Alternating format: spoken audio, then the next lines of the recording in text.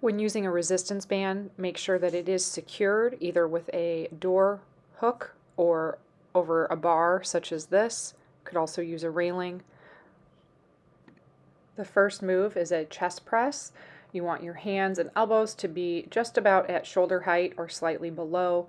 An alternate option here is to turn palms facing in, and you can do a more narrow-based chest press.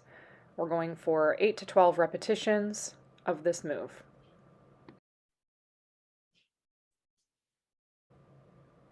The next move here is a chest move. This is a fly. You want to be careful and go slow and controlled as that resistance band is pulling your arms backward. Again, keep those elbows and hands at or just below shoulder height. The resistance is to pull forward, palms together, and slowly release to the back.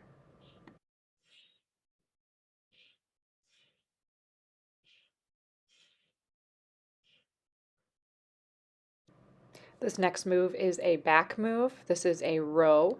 We are going just for a horizontal row here, so you are pulling those hands and elbows back towards your chest. You want to make sure the resistance starts just at the end of your reach, and then you're pulling those hands back towards your chest, squeezing between the shoulder blades. Again, 8 to 12 repetitions or until you reach fatigue. Next move is a shoulder press, which we're going to start using the resistance band with. You're going to step on the resistance band with your foot.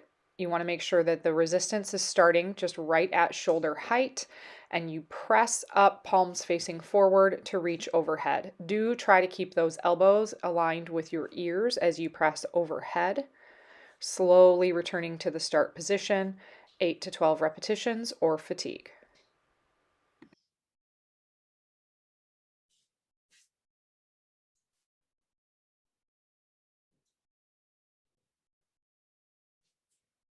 If you have free weights at home available, you can choose to do this move with dumbbells as well.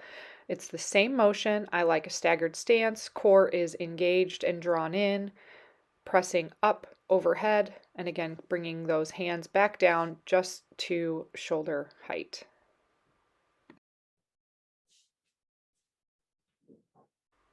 For tricep extensions with a resistance band, you do need an attachment that is up higher overhead. You could use the door attachment again, as long as it is secured overhead, or a bar such as this. Make sure the attachment is secure. Resistance starts right about at 90 degrees of elbow flexion or higher, and you are pressing down to extend those elbows completely straight. Another option is to do this with a resistance loop. If you don't have an overhead door attachment, you're going to use a loop such as this. Again, similar range of motion, making sure that you do get that elbow completely straight, anchoring that elbow in at your side.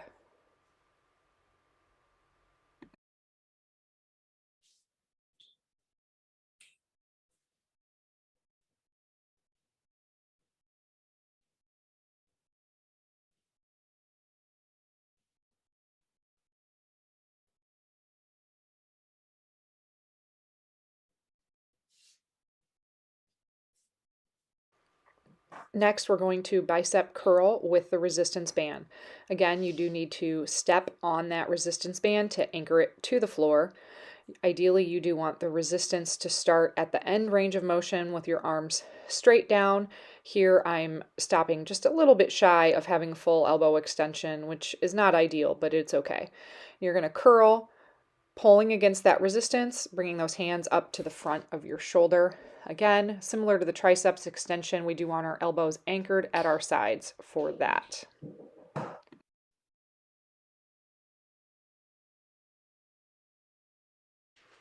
Starting out, the lower body is a body weight squat or an air squat. The idea here is to make sure you are sitting your hips back as though there were a chair behind you. Your knees will shift forward slightly, but you do want to try to keep your knees from going too far forward past your toes, which can put some increased strain on the front of your knee. The arms reaching forward can help you with balance. Ideally, you are keeping your chest up. If you'd like to add weight for this, you can do this with dumbbells. As shown here, this would be a suitcase squat as though you are holding a suitcase on each side of your body. Another option is to hold a single weight up in front of you. Same move, hips back, lowering your buttocks towards the floor. As you come up, you are pushing through those glutes to bring those hips forward. And lastly, another modification to the squat is done with a resistance band. As shown, I am standing on the band. I am creating resistance starting in the squat position, and as I extend upward, I am pulling my body against those resistance band. You're really going to feel your glutes working here as you push up to stand up straight.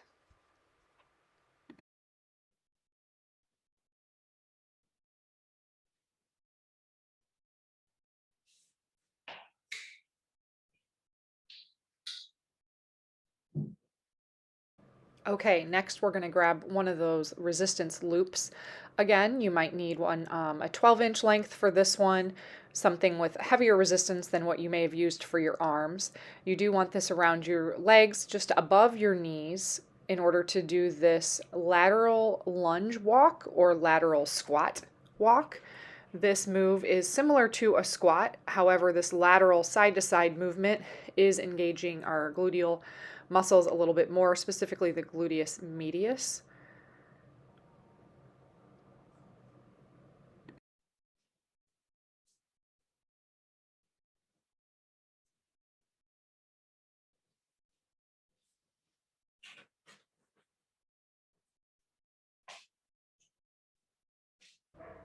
Okay, for the next move, a Russian deadlift, we are going to use the resistance band for the first style of doing this move. You do need this anchored under your feet. Your feet are going to be about hip width apart. I'm going to turn sideways here to make sure I can show you the proper back posture.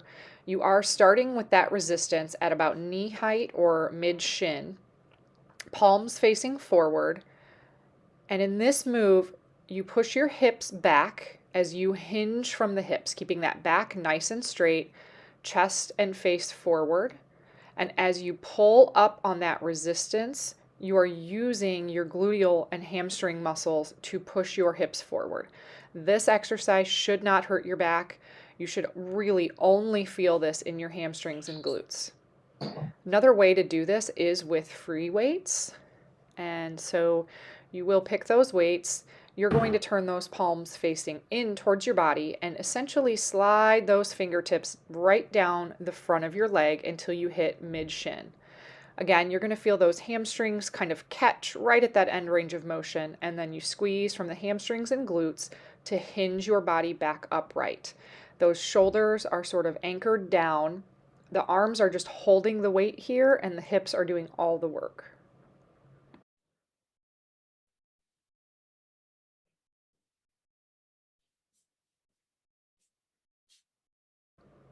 Next, we're going to go back to that resistance loop, anchoring it under one foot and around the ankle of the other foot.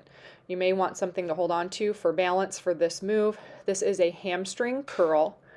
So you are basically just pulling that heel up towards your buttocks for the working leg.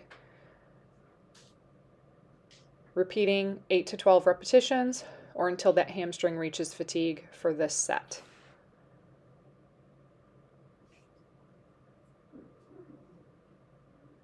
You can go right into a gluteus medius move with hip abduction, and this is with a straight leg, pulling that leg out to the side, engaging the core, keeping those hips nice and level as you reach. Both the standing leg and the moving leg are doing work in this move, so don't be surprised if you feel the standing leg getting fatigued. Lastly, we're going into hip extension for the larger gluteal muscles here. Extending the hip back, not a very big range of motion through the hip here. You really shouldn't have more than 30 degrees of hip extension, but you do want to make sure you do those moves, all three, hamstring, gluteus medius, and gluteus max hip extension on both sides. Using that loop again, we are going to get down on the floor for a bridge with hip abduction. The loop will go just above the knees, around the thighs. You're going to lay on your back, the knees bent, and the heels up close to your buttocks. Here, you squeeze through the hamstrings and glutes to lift your hips up. And then at the top of the move, you're going to pull those knees apart to engage the gluteus medius even more. I'm pushing down through my heels here, as you can see, sort of exaggerating that push through my heels to engage my hamstrings even further.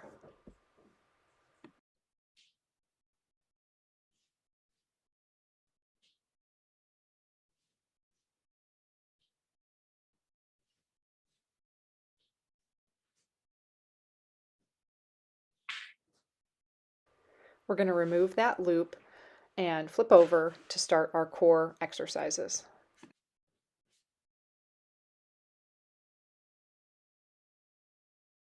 First, we're going to start in a modified plank on our knees and on our elbows. Here, your focus is engaging the core, drawing the belly button in, and keeping a nice line between the knee, the hip, and the shoulder. Try to hold this move for anywhere from 10 seconds to a full minute. If you are able, you're going to raise those knees up, and again, work on a static hold of a plank position with the belly engaged, core drawn in, glutes squeezing. Another variation of a plank is on straight arms on your knees. This is going to work your shoulders a little bit differently, also putting a bigger angle between the knee to the shoulder. Lastly, we do have knees up and arms straight, and then an advancement on the plank is adding this oblique crunch as you draw one knee up towards the outside of your elbow. When doing planks, it is a good idea to keep track of your time and work on a progression of the duration you can hold planks until you reach fatigue. You can also do multiple sets, giving yourself rest between the plank holds. As we flip over, we are going to go into the next core move, which is a flutter kick. You do want to make sure that you can anchor your low back to the floor in this move, drawing your core in. If your low back is arching up off the floor, you might need to have your feet closer to the ceiling as opposed to closer to the floor. If you do have a strong core base to start with, you might be able to lower your heels closer to the floor during your flutter kicks. The next and last core move here is what we kind of call a baby crunch. It is a partial sit-up, reaching those fingertips across the floor towards your heels. You are drawing the belly in, tucking your chin, and lifting your shoulders up off the floor. This is a crunch. Again, you are working towards 8 to 12 repetitions for each set. And after you've completed this move, you're done with your circuit. Remember to go back and repeat the circuit 1 or 2 more times. Thank you.